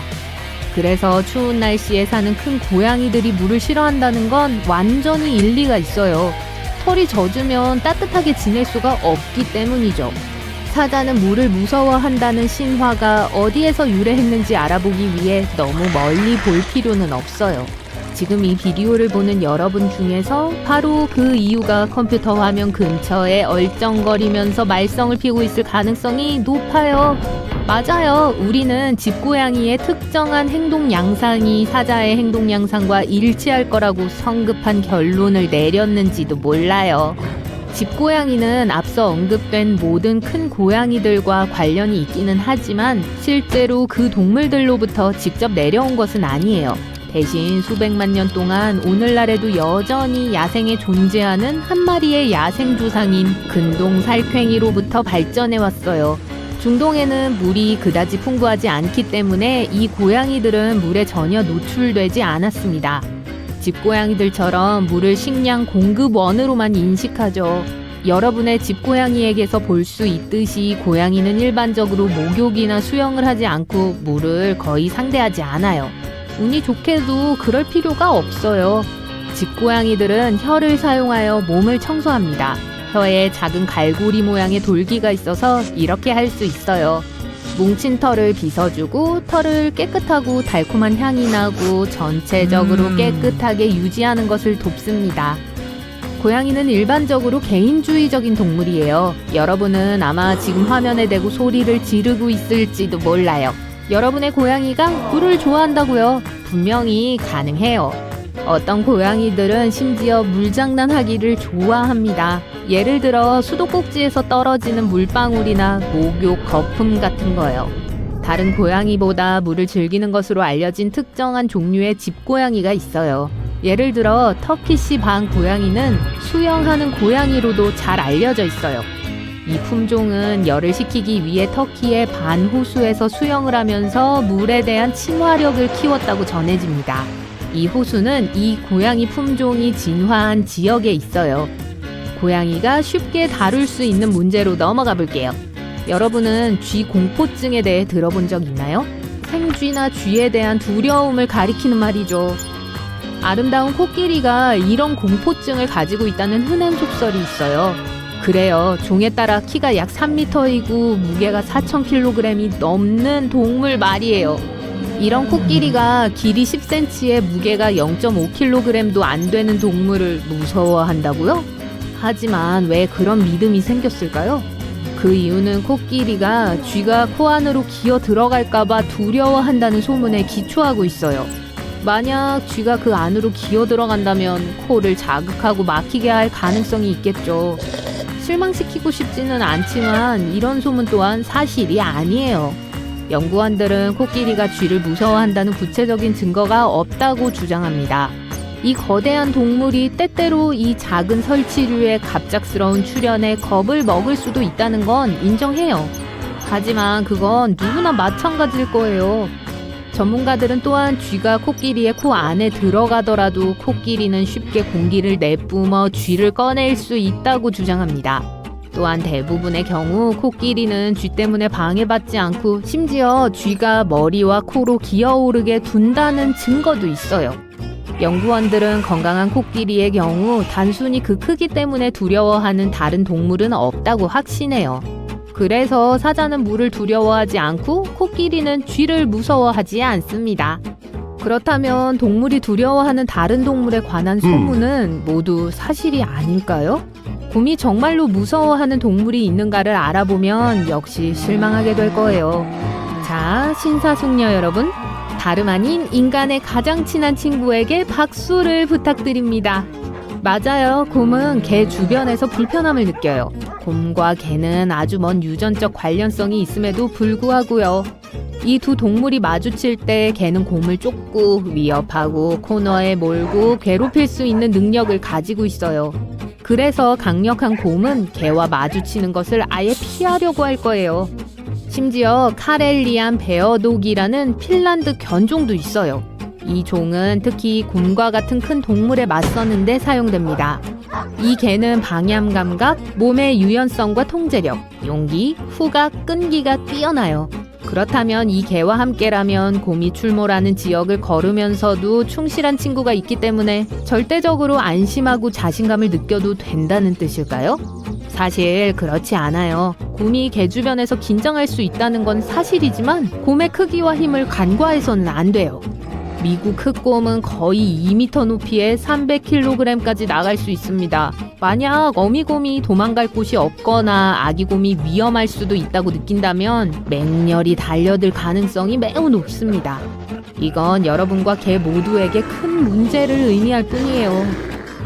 그러니까 아무도 이 이론을 시험해보지 말아야 해요. 대신 만약 개와 함께 잘 모르는 지역을 방문할 생각이라면 먼저 미리 계획을 세우고 그곳에서 마주칠지도 모르는 야생생물에 대해 알아봐야 합니다. 왜냐하면 곰이 여러분과 개를 발견했을 때 무슨 짓을 할지 전혀 알 수 없기 때문이에요. 특히 곰의 가벼운 개 공포증을 고려한다면 말이죠. 적어도 동물의 왕국에서 가장 강한 새 동물 중에서 다른 동물에 대한 약간의 두려움을 가지고 있는 동물이 있다는 걸 발견했어요. 우리 집에서 너무나 많은 사람들에게 기쁨과 편안함을 주는 개라는 동물이 필요할 경우 곰을 상대할 만큼 충분히 용감하다는 사실이 흥미롭네요. 모든 영웅이 망토를 입는 건 아니에요. 어떤 영웅은 단지 털과 개 목걸이를 착용해요. 그렇다면 우리의 위대한 동반자가 무엇을 두려워하는지 살펴보는 건 어떨까요? 개가 큰 소리를 들을 때 왜 불편해하는지 궁금해 본 적이 있으신가요? 두려움의 정도는 개마다 다릅니다. 하지만 개를 불편하게 만드는 것은 천둥, 번개, 불꽃놀이의 요란한 소리에 대한 예측 불가능성이에요. 무엇이 그런 귀청을 찢는 소리를 유발하는지를 이해할 수 없기 때문에 개가 벌벌 떨고 다리 사이에 꼬리를 집어넣고 심지어 집에서 도망치게 할 수도 있는 거예요. 우리의 충성스러운 개를 정말로 두렵게 하는 또 한 가지는 개를 혼자 내버려 둘 때입니다. 안타깝게도 이 공포의 흔한 증상은 지나치게 짖는 소리이기 때문에 이웃들에게는 악몽이 될 수 있어요. 이 두려움은 또한 집안에서 문제를 일으킬 수도 있습니다. 왜 개가 소파를 씹었을까 자문해 본 적이 있나요? 배변 사고는 개가 분리불안을 가지고 있을 때 나타나는 전형적인 증상이에요. 하지만 개에게 오랫동안 화를 낼 수는 없어요. 그렇죠? 곰과 마주쳤을 때 여러분을 지켜줄 테니까요. 라이거는 아마도 가장 잘 알려진 하이브리드 동물이고 엄청나게 큰 고양이과 동물입니다. 야생에서는 볼 수 없어요. 대부분 사람들이 의도적으로 교배를 하는 거예요. 사자와 호랑이는 서식지조차도 달라요. 라이거는 수컷 사자와 암컷 호랑이의 혼합이고 매우 짧은 시간 안에 매우 크게 자랄 수 있어요. 사실 라이거는 세상에서 가장 큰 고양이예요. 기록된 가장 큰 라이거인 헤라클레스가 좋은 예예요. 418kg에 길이가 3.3m에 달했거든요. 함께 산책한다고 상상해보세요. 라이거는 대부분 사자나 호랑이보다 훨씬 큽니다. 대부분의 경우 행동이나 외모 면에서 호랑이보다는 사자와 더 비슷해요. 하지만 호랑이의 특성도 가지고 있어요. 예를 들어 등에 줄무늬가 있고 수영을 좋아해요. 타이곤과 라이거가 기본적으로 같은 동물이라고 생각한다고 해도 아무도 여러분을 탓하지 않을 거예요. 둘 다 호랑이와 사자의 혼합이에요. 하지만 타이곤은 수컷 호랑이와 암컷 사자의 교배종이에요. 보통 부모보다 작고 사촌뻘인 라이거보다는 훨씬 작아요. 대부분의 경우 호랑이 아버지로부터 매력적인 외모를 물려받습니다. 하지만 어머니 쪽에서도 몇 가지 흥미로운 특징을 물려받아요. 예를 들어 사회성이 좋고 포효할 줄 알아요. 사실 세계에서 가장 희귀한 하이브리드 동물 중 하나는 홀핀이에요. 암컷 큰 돌고래와 수컷 흑범고래의 혼합이죠. 그 이름은 다른 동물일 거라고 생각하게 만들지만 흑범고래는 돌고래과에 속해요. 심지어 범고래와는 전혀 관련이 없어요. 홀핀은 흥미롭게도 부모의 절반씩 균형 있게 닮았어요. 홀핀은 짙은 회색 피부를 가졌어요. 흑범고래와 옅은 회색 돌고래 색깔이 완벽하게 조화를 이루죠. 돌고래는 80개에서 100개 사이의 이빨을 가지고 있고 흑범고래는 44개를 가지고 있으며 그 교배종은 딱 중간인 총 66개의 이빨을 가지고 있어요. 해조류와 민달팽이가 짝을 이룬다면 어떤 동물이 나올까요? 상상할 필요도 없이 결과를 확인하려면 녹색 바다 민달팽이를 보세요. 캐나다와 뉴 잉글랜드의 해수 소택지에 살아요. 아마 이 비디오에서 볼 수 있는 가장 이상한 하이브리드 생물, 절반은 식물, 절반은 동물이에요. 그래서 어떤 민달팽이들이 이런 모습이 되기 위해 먹이로 먹은 아무것도 모르는 해조류로부터 유전자를 훔치는 교활한 방법을 사용한 것 같아요. 부분적으로 식물이기 때문에 엽록소라는 식물 색소를 생산할 수 있어요. 그것은 이 특이한 민달팽이들이 광합성도 할 수 있다는 것을 의미해요. 광합성은 식물이 햇빛을 에너지로 바꾸는 과정입니다. 그래서 아무것도 먹지 않고도 에너지를 포함한 자신만의 분자를 생산해요. 과학자들이 그것을 처음 발견했을 때 녹색 바다 민달팽이는 엽록소를 생산할 수 있는 최초의 다세포 동물이었어요. 수컷 표범과 암컷 사자를 섞으면 무엇이 나올까요? 레오폰이라고 불리는 흥미로운 하이브리드가 생겨납니다. 이 동물은 거의 사자만큼 자라요. 하지만 여전히 아빠 표범과 비슷하게 짧은 다리를 가지고 있어요. 기어오르기와 수영을 좋아하는 것 같은 다른 특징도 물려받았어요. 수컷 사자와 암컷 표범을 결합할 수도 있는데 그 결과는 리파드라고 부릅니다. 수컷 사자는 보통 길이가 약 3m고 무게가 약 230kg 나가요. 암컷 표범은 몸집이 훨씬 작아서 몸 길이가 1.5m밖에 안 되며 몸무게는 약 36kg이에요. 몸집 차이가 너무 많이 나기 때문에 이런 조합은 실제로 자주 발생하지 않아요. 좋아요. 버팔로와 소는 어때요? 아마도 둘이 잘 어울릴 거라고 생각했을지도 모르지만 실제로 이 조합은 비팔로라고 불리는 특이한 하이브리드 동물을 만들어내요. 많은 종류의 하이브리드 동물들이 스스로 번식할 능력이 없지만 비팔로는 달라요. 그리즐리 곰과 북극곰을 교배하면 그롤라 곰이 됩니다. 아니면 피즐리? 그리즐라인가요? 그냥 맘에 드는 걸로 고르세요.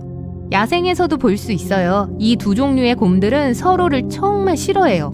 둘은 공동 서식지에서 함께 잘 살지 못해요. 하지만 비록 드물기는 해도 사랑이 싹트는 경우가 있어서 이 귀여운 카라멜 색깔의 하이브리드 그롤라 곰이 탄생합니다.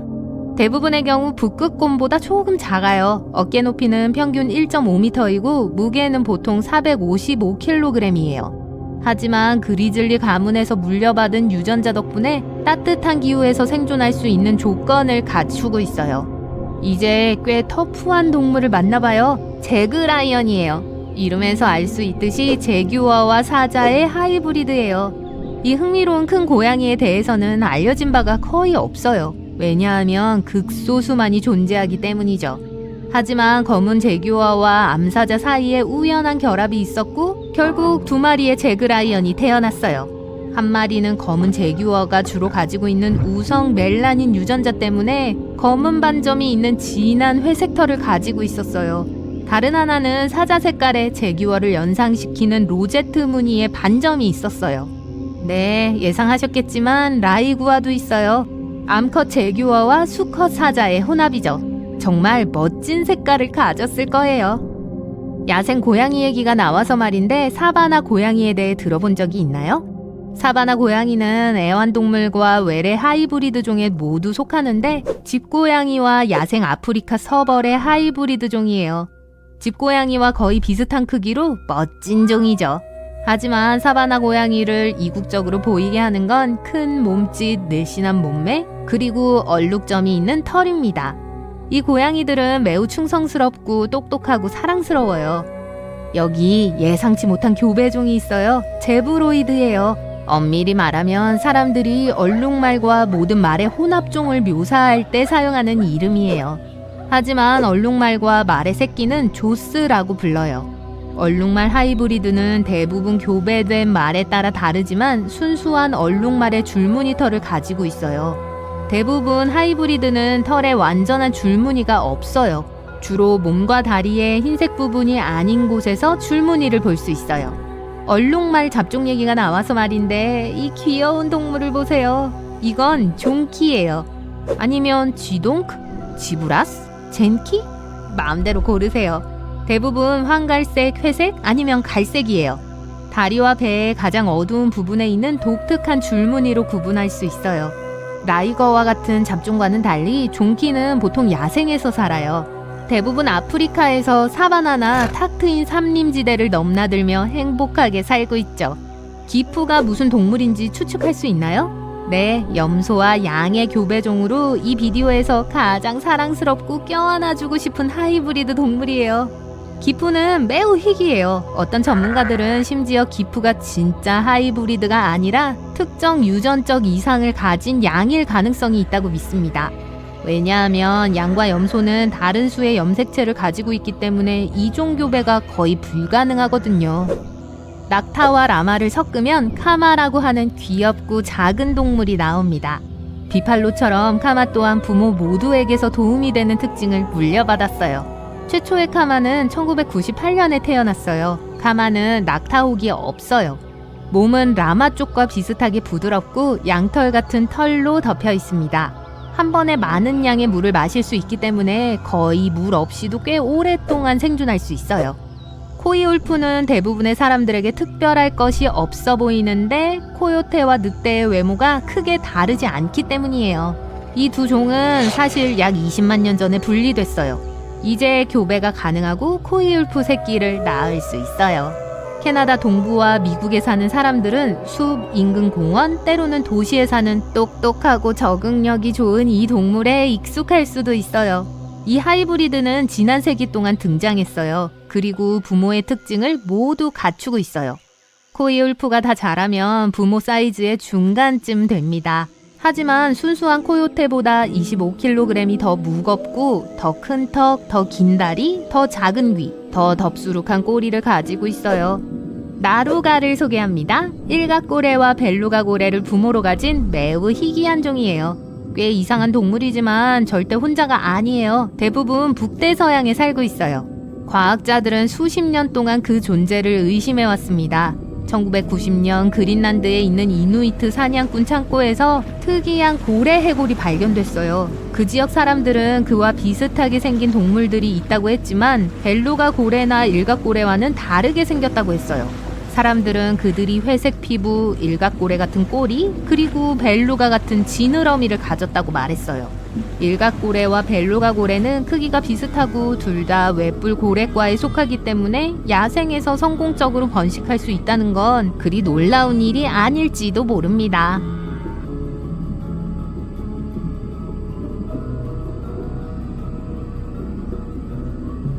사자, 개, 고양이 등 모든 포유류들은 편안한 자세로 잠을 잡니다. 하지만 고래는 아니에요. 이 고래들, 물에 둥둥 떠있는 거대한 빵덩어리처럼 보이지 않나요? 한 잠수사가 캐리비안 바다에서 이 고래를 우연히 마주쳤다고 하는데요. 6마리의 고래가 수심 20m 아래에서 꼬리를 내린 채 똑바로 서 있는 모습이었죠. 과학자들에 따르면 향유고래는 낮잠을 잘 때 이런 자세를 10분에서 15분 동안 유지한다고 합니다. 움직이지도 숨도 쉬지도 않아요. 하지만 하루 중 겨우 7%만 잠을 자는데 쓰죠. 다른 포유류들보다 훨씬 적은 수면 시간이에요.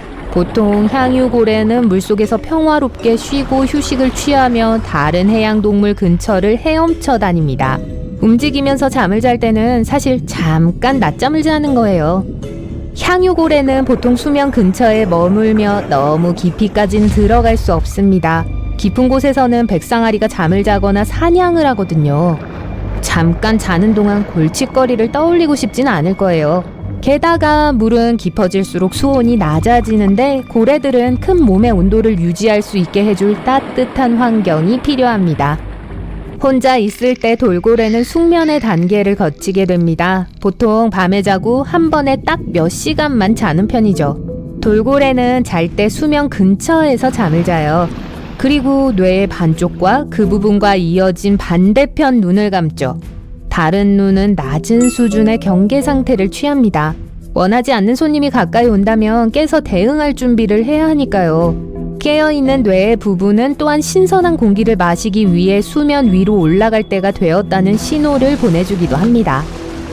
해양 포유류에게는 숨구멍이 있습니다. 원할 때 언제든지 열고 닫을 수 있는 피부판이죠. 사람들은 자동적으로 숨을 쉬고 잠을 잘 때도 몸은 무엇을 해야 하는지 알고 있어요. 하지만 고래와 돌고래는 자율호흡 체계를 가지고 있습니다. 숨을 들이마시려면 의식적으로 수면 위로 올라가야 한다는 뜻이죠. 그리고 숨을 쉬러 올라갈 시간이라는 걸 알 수 있도록 뇌의 한 부분은 항상 깨어 있어야만 해요. 고래와 돌고래는 다른 동물보다 훨씬 더 오래 숨을 참을 수 있는데요. 또한 이산화탄소에도 내성이 더 높고 한 번에 많은 양의 공기를 마실 수 있습니다. 적혈구에도 산소를 더 많이 저장할 수 있고요. 고래와 돌고래는 정말로 산소가 필요한 장기에만 피가 돕니다. 만약 고래가 뇌, 심장, 지느러미, 수영에 필요한 근육만을 사용한다면 이 부위에만 산소가 돌게 될 거예요. 소화나 다른 기능을 위한 장기는 대기를 하게 될 거고요. 바다는 편히 잠들 수 있는 곳이 아닙니다. 잠자는 동안 물고기는 신체 활동을 줄이고 신진대사가 느려지게 만들죠.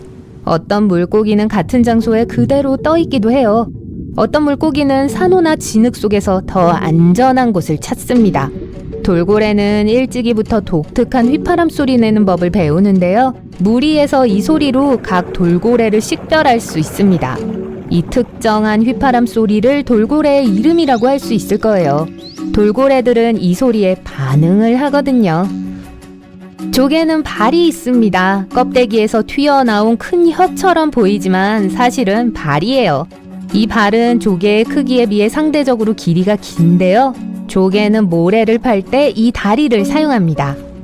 대왕고래는 현존하는 동물 중 가장 큰 동물이고 또한 대다수의 공룡보다 더 큰 크기를 자랑합니다. 길이는 30m 이상까지 자랄 수 있고 무게는 거의 200톤에 달하죠. 코끼리 50마리와 맞먹는 무게네요. 대왕고래의 혀는 코끼리 한 마리만한 무게가 나갈 수 있습니다. 그리고 이 거대한 동물은 한 번에 50만 칼로리를 섭취해야 해요. 대왕고래의 심장은 소형차 크기이며 무게 590kg입니다. 이렇게 거대한 몸의 피를 순환시키기 위해 심장이 아주 강하게 뛰기 때문에 대왕고래의 심장박동수는 3km 떨어진 곳에서도 들린다고 합니다. 이 고래의 심장은 1분에 8번에서 10번씩만 뛰고요. 고래는 세상에서 가장 시끄러운 동물 중 하나입니다. 고래의 소리는 180dB까지 올라갈 수 있는데 이 정도면 거의 제트기만큼 큰 소리예요. 해파리는 몸의 약 95%가 물로 이루어져 있습니다. 비교하자면 인체는 60%가 물로 이루어져 있죠. 해파리는 심장, 피, 눈, 뇌가 없기 때문에 놀랄 일은 아닐 겁니다. 몸의 나머지 5%는 단백질, 근육, 신경세포가 차지하고 있습니다. 해파리는 공룡보다 더 오래 존재한 생물로 지구에 5억 년 이상 존재해왔습니다. 그리고 그때에 비해 별로 변한 건 없어요. 오늘날 해파리는 그들의 조상들과 거의 비슷한 생김새예요. 해파리는 바다에 살지만 1991년에는 해파리 폴립 2,000마리 이상이 우주로 보내졌습니다. 과학자들은 해파리가 무중력 상태에서 어떻게 반응할지 보고 싶어 했죠. 해파리는 번식을 위해 6만 마리의 폴립을 탄생시켰습니다. 하지만 불행히도 이 해파리들은 지구에 돌아온 후 정상적으로 살지 못했어요. 어떤 해파리종은 정말 영원히 살 수 있습니다. 나이가 들면 이 해파리는 해저로 내려가 다시 폴립 상태로 변하게 됩니다. 그리고 이 폴립은 같은 유전자를 가진 새로운 해파리로 변신하게 돼요. 그린란드 상어는 500년을 살 수 있습니다. 알려진 척추동물 중에서 수명이 가장 긴 동물이죠. 향유고래는 사교적인 동물이에요. 평생을 가족에게 둘러싸여 보내거든요. 향유고래는 서로를 지지해주며 가까운 친구들을 계속 기억합니다. 오랫동안 보지 못한다 해도 말이죠. 전기뱀장어의 작은 눈은 빛이 없는 환경에서는 그다지 쓸모가 없습니다. 그래서 대부분 전기장기에 의존하죠. 이 장기는 6,000개의 세포로 구성되어 있습니다. 장어는 배터리처럼 이 장기를 사용하여 전력을 모아둡니다. 전기뱀장어는 박쥐의 전파 탐지나 돌고래의 음파 탐지처럼 전기를 사용해요. 뱀장어는 또한 전구 패널에 전력을 공급하기에 충분한 양의 전기를 생산할 수도 있습니다. 작은 열대 궁수어 한 종은 사람의 얼굴을 인식하는 법을 배울 수 있습니다. 흥미롭게도 이 물고기는 입에서 작은 물방울을 뱉어낼 수도 있죠. 과학자들은 이 물고기에게 두 가지의 다른 얼굴 사진을 나란히 배치해 보여주었습니다. 하나는 모르는 얼굴이고 하나는 아는 얼굴이었고 이 물고기는 익숙한 얼굴에 물을 뱉게 되어 있었습니다. 그리고 약 80% 이상 정확히 얼굴을 맞췄어요. 매년 겨울 캘리포니아 해안가에 사는 백상아리들은 사라지곤 합니다. 마치 30일에서 40일 정도 휴가를 내는 것 같죠. 이 백상아리들은 하와이와 멕시코의 중간 지점까지 이동을 하는데요. 음식을 먹거나 휴식을 취하거나 다른 동네의 친구들을 만나기 위해 떠나는 것일 수도 있다고 해요. 이 장소에는 현재 백상아리 카페라는 별명이 붙었어요. 청상아리, 고래상어, 백상아리 등 어떤 종류의 상어들은 아주 특정한 방식으로 숨을 쉽니다. 계속 수영을 하면서 숨을 쉬어야 하죠. 그리고 입을 벌린 채 빠르게 움직여야 합니다. 이렇게 해야 산소가 들어가서 아가미에 닿을 수 있다고 하네요. 해면은 가장 원시적인 동물 중 하나입니다. 이들은 움직이지 않고 입, 눈, 뼈, 뇌, 심장, 폐 등 어떤 장기도 가지고 있지 않습니다. 그럼에도 살아있다고요. 바다 유니콘이라는 동물을 아시나요? 바로 나르왈이라는 동물입니다. 나르왈의 뿔은 사실 이빨로 3m까지 자랄 수 있습니다. 바다소라고 알려진 해우는 코끼리의 먼 친척입니다. 몸무게는 450kg까지 나갈 수 있습니다. 이들은 채식주의자이고 매일 전체 체중의 10% 정도를 먹어야 해요. 해초 샐러드를 잔뜩 먹겠군요. 경우에 따라 해우는 악어와 영역을 공유합니다. 그리고 꽤 사이좋게 지낸다고 해요. 심지어 플로리다에서 악어가 해우에 등을 타고 있는 사진도 찾을 수 있을 겁니다. 노란 심뱅이에겐 특별한 지느러미가 있어요. 이 지느러미 덕분에 모래를 따라 걸을 수 있는데요. 얕은 물에서 매우 유용합니다. 고스트 파이프 피쉬는 보기 힘들지만 혹시라도 보게 된다면 깜짝 놀라게 될 거예요. 머리가 몸의 40% 이상을 차지하거든요. 개는 입에 음식을 넣는 것처럼 격식을 차리느라 시간 낭비를 하고 싶지 않아 한다고 하네요. 따라서 개는 미뢰가 달린 발로 음식의 맛을 보죠. 바다 이구아나는 주로 육지에서 살지만 바다에서 시간 보내기를 좋아하는 지구상 유일한 도마뱀입니다. 이들은 초식동물로 얕은 물에서 뱀처럼 헤엄을 치죠. 그리고 바다 이구아나는 긴 발톱으로 바닥을 눌러서 풀을 뜯어먹습니다. 바다 거북은 이주할 때 12,250km 이상을 이동할 수 있습니다. 알을 낳기에 완벽한 장소를 끝없이 찾아 헤매죠. 펭귄은 물속에 있을 때 시속 40km로 움직일 수 있습니다. 5억여 년 전 심해 지렁이와 인간에겐 공통된 조상이 있었습니다. 그래서 우리는 아직도 이 지렁이와 유전자의 70%를 공유하고 있죠. 불가사리, 오징어, 문어도 마찬가지예요.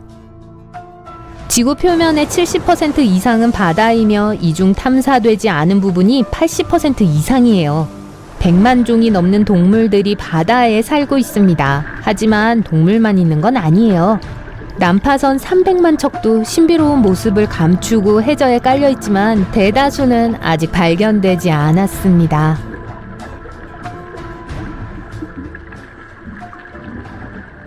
공룡을 파괴했던 그 소행성의 문제는 그게 떨어졌다는 게 아니라 어디에 떨어졌는지에 있었어요. 이 거대한 우주 바위는 착륙할 수 있는 최악의 장소를 발견했어요. 또 땅에 부딪히는 각도가 제일 안타까웠어요. 수직으로 떨어졌다면 파괴가 덜했을 거예요. 하지만 엄청난 양의 먼지를 공중에 일으키게 한 각도로 떨어졌죠. 재난이 발생한 후 수톤의 그을음이 타기 시작했어요. 6,500만 년 전 지구 표면의 13%만이 엄청난 양의 그을음을 형성하는 데 필요한 적절한 양의 유황과 기름을 포함하고 있었어요. 만약 그 소행성이 나머지 87% 지역에 떨어졌다면 공룡들은 오늘날에도 여전히 살아있을 수도 있어요. 하지만 최악의 장소를 강타했고 100만 톤의 불타는 물질을 하늘로 들어올렸죠. 눈부시게 밝은 입자의 구름이 하늘을 뒤덮고 땅을 가로지르는 여행을 떠났죠.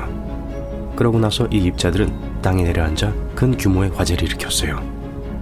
나무들은 타오르고 더 많은 그을음을 하늘로 방출했죠. 하지만 그 소행성이 암석들에만 충돌한 게 아니었어요. 방사염으로 가득 찬 해안으로도 떨어졌어요. 충돌의 결과로 그게 타기 시작했고 황산이 대기 중으로 방출되었어요. 공기가 오염되었어요. 공룡들은 가망이 없었던 것 같아요. 그리고 이제 그 소행성이 다른 곳, 바다 한가운데 어딘가로 떨어진다고 상상해 보세요. 거대한 파도가 그 땅 일부를 침수시켰지만 거의 모든 종류의 공룡들이 살아남은걸요? 혹은 더 좋게 바위가 사막의 어딘가로 떨어져 거대한 분화구를 남겼을 수도 있어요. 그게 전부예요. 네, 지나가는 여러 공룡들이 충돌해서 살아남지 못했겠지만 전반적으로는 상황이 그렇게 심각하진 않았을 거예요. 그래서 거대한 도마뱀이 우리 행성의 지배적인 존재로 남게 되었어요. 티라노사우루스와 다른 흉포한 파충류들이 매머드와 다른 고대 생물들을 사냥해서 다른 동물들이 발달하는 걸 허용하지 않아요. 포유류의 개체수가 감소하고 있어요. 벨로시랩터드의 영토 때문에 검지호랑이와 거대한 곰과 싸우고 있어요. 공룡과 다른 동물들 사이에 생존 투쟁이 시작돼요. 그러다가 빙하기가 오고 몇몇 파충류들은 살아남지 못해요.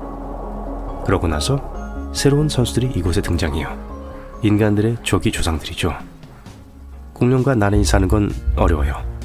도마뱀이 정착지의 동굴을 공격하기 때문에 사람들은 보호를 위해 높은 벽을 쌓아야 해요. 그런데 티라노사우루스는 생각했던 것보단 사람들에게 덜 위험해요. 최근 연구에 따르면 많은 생물들이 이 괴물로부터 도망칠 수 있었다고 해요. 네, 여러분은 아마 영화에서 티라노들이 차를 어떻게 쉽게 따라잡는지 봤을 거예요. 하지만 현실에서는 그렇게 무섭지 않을 거예요. 고생물학자 및 생물학자들은 이 공룡의 뼈의 힘을 분석했고 이 생명체가 빠른 속도에 도달할 수 없다는 걸 발견했어요. 가능한 최대 속도는 육상선수보다 2배 느리게 달린 거였어요. 수천 년이 흘렀어요. 사람들은 공룡과 함께 사는 법을 배웠죠. 심지어 몇몇 도마뱀들을 길들일 수 있었어요. 농업을 발전시키기 위해 조직 공룡을 길들였죠. 트리케라톱스와 황소가 이제 함께 밭을 갈고 있어요.